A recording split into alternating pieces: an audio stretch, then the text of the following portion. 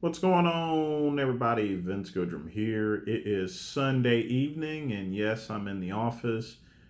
Came back in to do a couple of things. Uh, the only thing interesting happened today is that I slipped on my patio chair and went clean off the patio. So for now, I have a sprained ankle. So there won't be any leg lifts for the near future. But of course, I didn't come up here to talk about my leg issues and me slipping on banana peels or anything like that. Uh, my good friend Gavin is running for mayor of Oceanside because his gym has been closed due to all the California laws. And a couple of people have asked me specifically, hey, Vince, why have they closed all these gyms in California and all these other places? Well, here's my opinion on it, and this is just simply speculation here. Okay. Now, a gym is designed to keep people healthy and fit and in shape. And honestly, that's not good for drug companies. The reason being is because if people are fat and out of shape, they tend to have more medical issues. So, no gyms open, more fatter people. And that's just one theory. Now, with that being said, most people, even if there wasn't gyms, then they would go out and get home equipment. So, what can be the reason why all these gyms are also closing? Because people can go and get home gyms. Well, here's the next thing there. Along with medical companies not wanting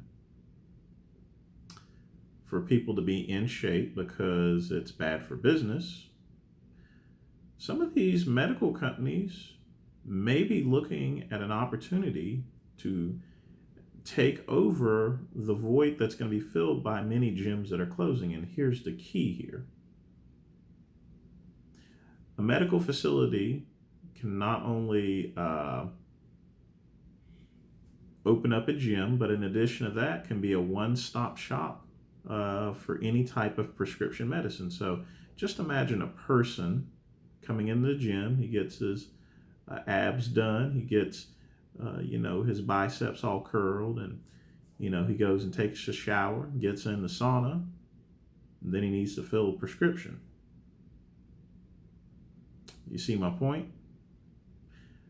A gym would be an awesome advertising opportunity for drug companies and medical companies. And some of these medical companies have actually done it. There's some hospitals out there that have been opening up gyms.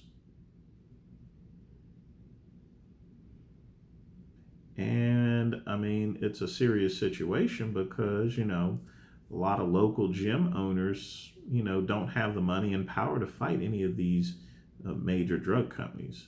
But with that being said, those are my two speculations. The way it's playing out at this point in time, it's basically politics.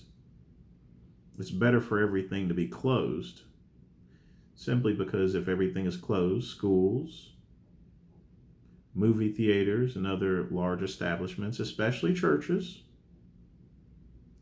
that bodes well for the Democrat Party. Here's the reason being: because they can, because with everything being closed, obviously the polls in the booth will be closed. So, what can people do whenever they can't go to the polls? They're going to go and get an absentee ballot or mail in ballot. Now, there's nothing wrong with a mail in ballot, except the fact that it plays not so well for Republicans. The reason being is because a lot of people don't get the vote, not because they're lazy, but because they're working.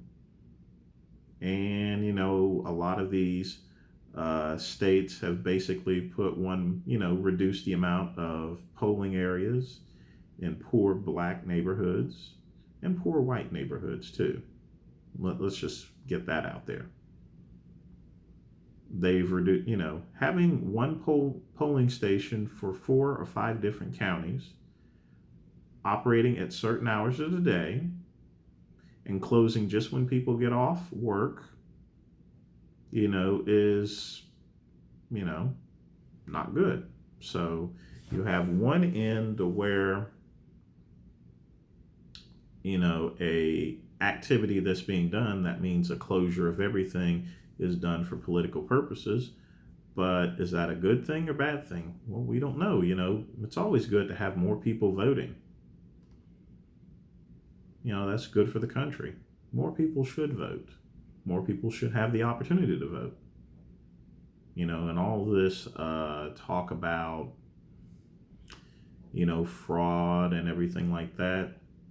There's a couple of states that do nothing but vote by mail. And these are all Republican states. So if it's good enough for them, why isn't it good enough for any other state? But all in all, I wish my good friend Gavin good luck. Hope he becomes mayor. He can keep his dreadlocks. But quite frankly, something smells in the United States of America. And it ain't good. That's all I got to say today, people. Take care.